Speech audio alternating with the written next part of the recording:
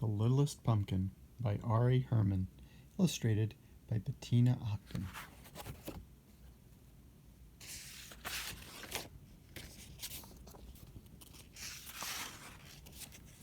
It was Halloween, and there were 18 pumpkins left at Bartlett's farm stand. The pumpkins looked their very best because they all wanted to be taken home and made into jolly jack-o'-lanterns. The littlest pumpkin had the biggest dreams of all. She saw herself shining in the dark, with ghosts, monsters, witches, and fairies gathered around her singing a Halloween song. And today was the day when all of her dreams were going to come true.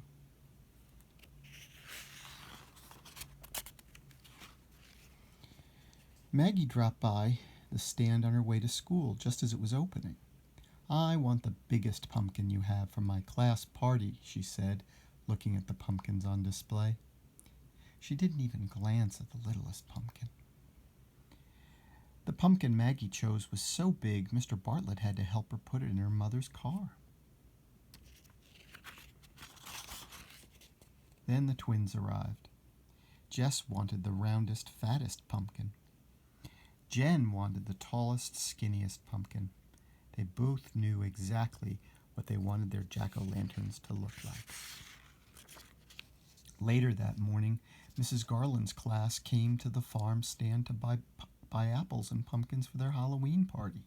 The littlest pumpkin was very excited when she saw the children. "Now certainly I will be chosen by someone and made into a jack-o'-lantern," she thought. But no one chose the littlest pumpkin. All day long, people came to the farm stand to buy pumpkins. Mr. Potter ran in to choose a pumpkin for his daughter, Kate. Poor Kate was home with the flu. But she had drawn pictures for her dad so he could see exactly what kind of pumpkin she wanted. Mr. Potter looked at every single pumpkin until he found the right one.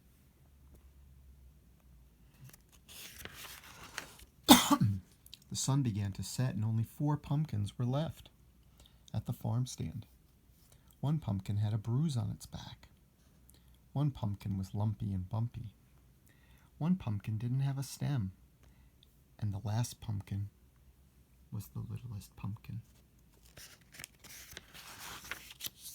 The littlest pumpkin still had big dreams. She would be a beautiful jack-o'-lantern at a Halloween party. She would shine in the dark with ghosts, monsters, witches, and fairies gathered around her singing a Halloween song.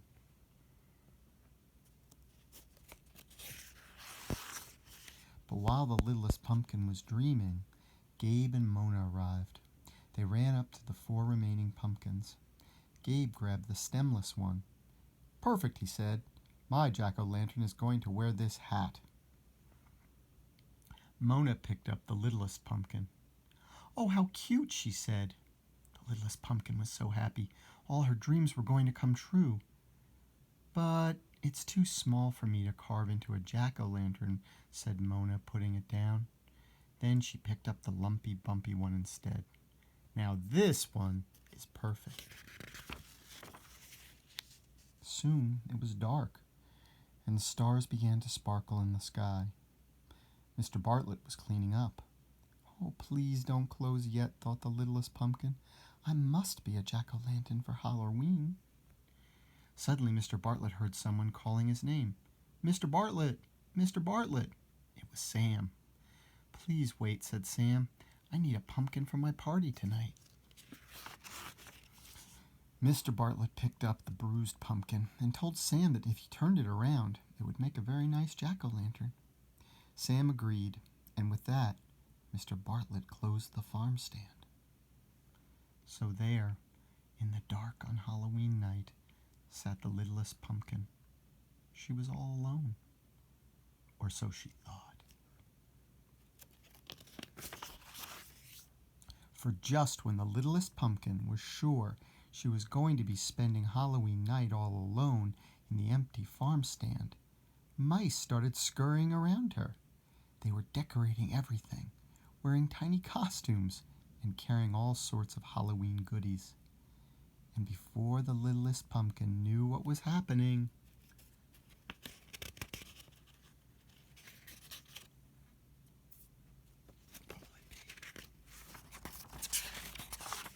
she found herself in the middle of a Halloween party. Mice dressed in costumes were bobbing for cranberries, playing pin the tail on the squirrel, and eating cheese and crumbs. Then, the best thing of all happened.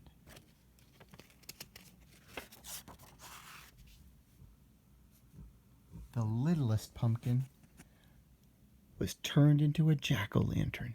She was shining in the dark, with ghosts and monsters and witches and fairies gathered around her, singing a Halloween song. All her big dreams had come true on Halloween.